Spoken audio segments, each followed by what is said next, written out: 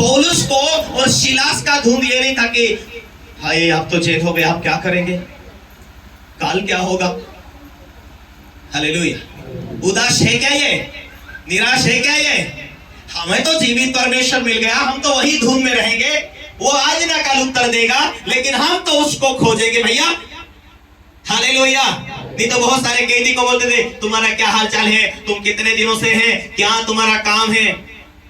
हाथों में बेड़िया है, पैरों में बेड़िया है, और हमें मालूम है कि हम जीवते खुदा के लोग हैं। वो परमेश्वर अपने तरीके से उसकी योजना में हमें वो लेकर आया है। उसकी योजना हमें मारना और नाश करना नहीं है। परमेश्वर ने हमें अपने राज्य में बुलाया है। परमेश्वर सबका भला करने वाला परमेश्वर है। आज हमें ये चिंता होनी चाहिए कि हमें पवित्र आत्मा से भरा हुआ जीवन कैसे जिए, पवित्र आत्मा की सामर्थ्य से कैसा भरा हुआ जीवन जिए। जब तुम पर पवित्र आत्मा उतरेगा तो तुम सामर्थ्य पाओगे। हालेलुया। प्रेरित 1:8 में कहता जब तुम पर पवित्र आत्मा उतरेगा तो तुम सामर्थ्य पाओगे। हालेलुया। जब सामर्थ्य पाओगे तो बेड़ियां टूटेंगी। ये सामर्थ्य पाए हुए लोग ही आराधना कर रहे थे, और सामर्थ्य पाए हुए लोग ही परमेश्वर की धुंध में थे, आराधना में थे, परमेश्वर की स्तुति आराधना में माहिर थे, प्रार्थना कर रहे थे, आराधना कर रहे थे। और जब और बड़ी सामर्थ्य उतरी, हालेलुया, जेल तो क्या, नींव भी हिल गई, दरवाजे भी खुल गया, और जो दरोगा था उसको भी रात में बपतिस्मा दिया, और उसको भी परमेश्वर के वचन को सुना दिया। जिसने बेड़िया ठोका उसी ने रात को 2 बजे उठकर खाना खिलाया। बोलो यीशु मसीह के हालेलुया। एक दूसरे को कहो तेरा और मेरा परमेश्वर छोटा नहीं है। हालेलुया। जिसने सिलास और पौलुस को जेल को हिलाकर बाहर किया, कहो जिसने सिलास और पौलुस को जेल से बाहर किया, वो तुम्हारे जिंदगी में, तुम्हारी परिस्थितियों में, हर हालत में तुम्हारी मुश्किल को हिला कर रास्ते खोल कर देने वाला परमेश्वर है। Hallelujah, hallelujah, hallelujah. कहो एक दूसरे को आज के बाद तुम्हारा धुंध परमेश्वर के ऊपर हो, तुम्हारा ध्यान परमेश्वर के ऊपर हो, तुम्हारा धुन परमेश्वर के प्रार्थना में हो, तुम्हारा धुन परमेश्वर की आराधना में हो। जब आराधना और प्रार्थना तुम्हारे साथ जुड़ी रहेगी, दुनिया की कोई शक्ति तुम्हें हिला नहीं सकती। Hallelujah, hallelujah. बोलो यीशु मसीह के हालेलुया, आमीन। धुंध कहाँ होना चाहिए? परमेश्वर के ऊपर। आज लोगों का धुंध जब गायब हो जाता ना, हालेलुया, जब लोगों का धुंध गायब हो जाता तो पावर भी वैसा ही खत्म हो जाता।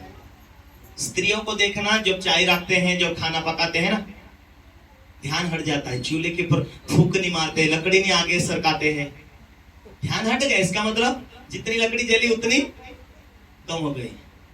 आता तक चाय नहीं तैयार झाली, अभी तक चाय नहीं हुआ, अभी तक चाय नहीं उतरी रही, लकड़ा कमजोर हो चुकी। Hallelujah, hallelujah.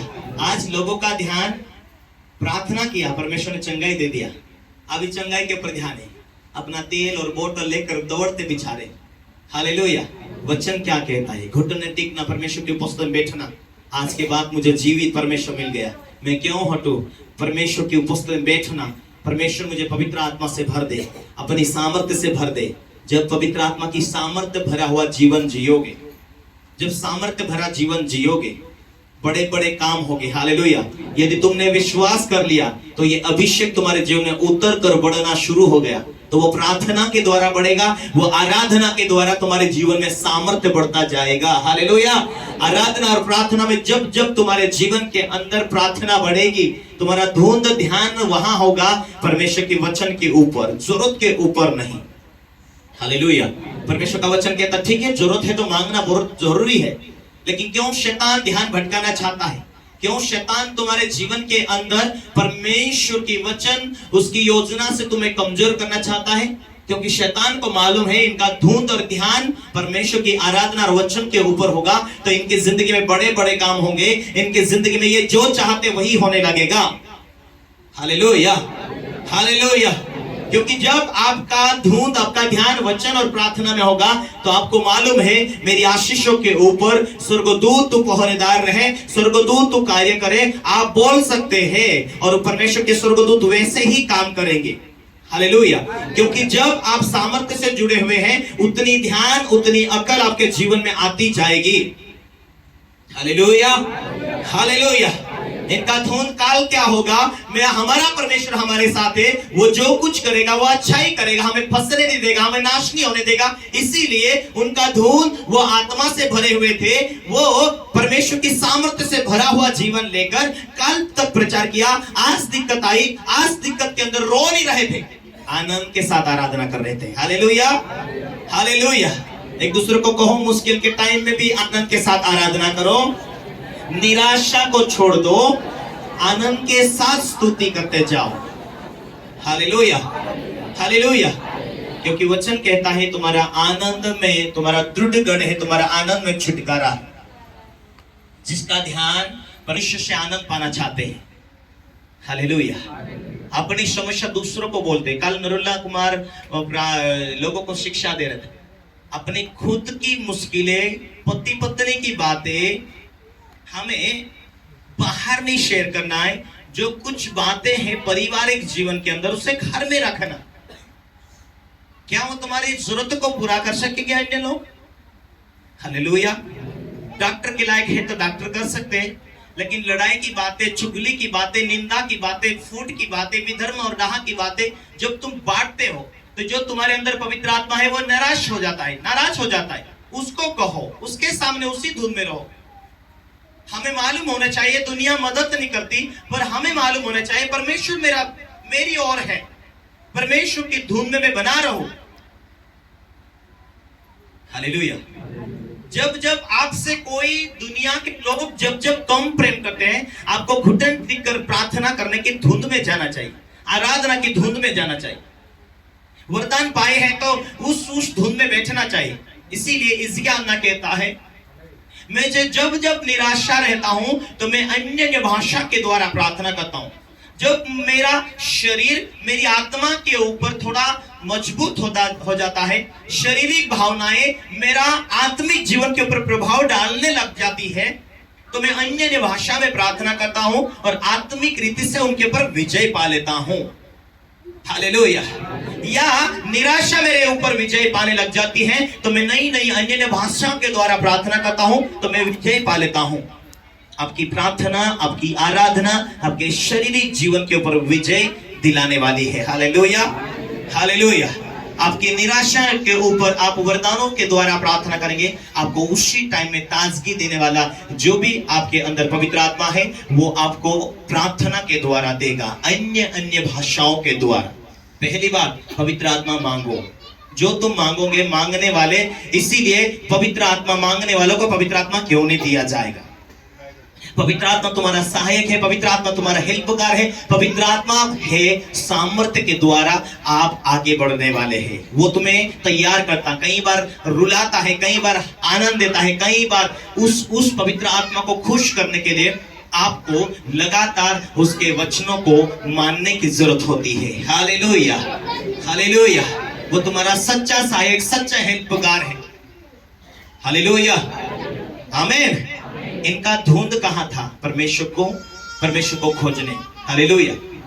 हम एक दिन में एमपी गया और एमपी में अभी कुछ दिन पहले ये प्रेरित की किताब में 10वां अध्याय में कुरनेलियुस के बारे में वहां प्रीचिंग कर रहा था। Hallelujah, hallelujah.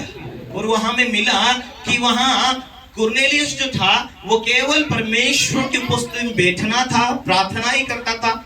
और परमेश्वर के कानून में लिखा है कि भेंट देना अपने अगुओं को, अपने लीडरों को, परमेश्वर की सेवा करने वालों को। उस हिसाब से उस धुन में वो भेंट देता था और प्रार्थनाएं करता था। उसके जीवन में उतना ही आदत थी, उतना मालूम था, जितना मालूम था उसने किया। हालेलुया। उसको भेंट देना और प्रार्थना करना ये मालूम था, उसने किया। और आगे के लेवल में परमेश्वर बढ़ाने वाला है उसको नहीं मालूम था कि मुझे आगे बढ़ना है, मुझे वरदानों से भरना है, मुझे पवित्र आत्मा से भरना है। उसका काम उसने किया। परमेश्वर को मालूम था इसे पवित्र आत्मा की जरूरत है, इसे वरदानों की जरूरत है, अब इसके सहायक की जरूरत है।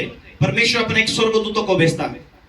स्वर्गदूत आकर कहता है, कुरनेलियस, तेरी प्रार्थना, तेरा भेंट मेरे पास पहुंच चुका है। कुरनेलियस को आकर स्वर्गदूत ने कहा, मैं स्वर्ग में परमेश्वर के सामने खड़ा रहता हूं और मुझे परमेश्वर ने तुझे संदेश देने के लिए भेजा। तेरी प्रार्थना, तेरा भेंट स्वर्ग में पहुंच गया है। अभी तुझे पवित्र आत्मा से भरना है। अब एक काम कर, याफा में पतरस को बुलवा ले। पतरस को बुलवा कर लेकर आया।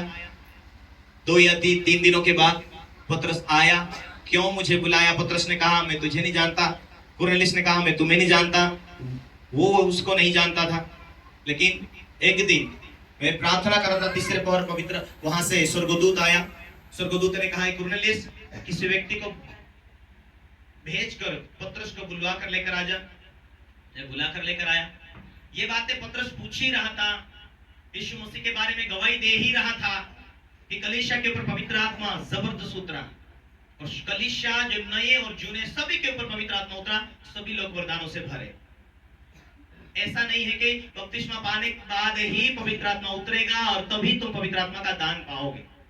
नहीं, मन फिराएंगे कि यीशु ही प्रभु है, उद्धारकर्ता, जीवनदाता, मुक्तिदाता। मन फिराएंगे आज के बाद, प्रभु तू ही है, पाप नहीं करूंगा, बुराई नहीं करूंगा, तेरे वचनों के द्वारा जीऊंगा, ऐसा ठान लेते, उसकी उपस्थिति में जीने के लिए तैयारी कर देते हैं। मन फिरा लेते उस बुराई से। मन फिराने का मतलब है आज हमें कहां कहां गलती हुई, वहां से हमें माफी मांगना है, छोटी छोटी बातों के लिए, हमारी गलतियों के ऊपर। हालेलुया। और तुरंत पवित्र आत्मा उतरकर अपने वरदानों से भरता है।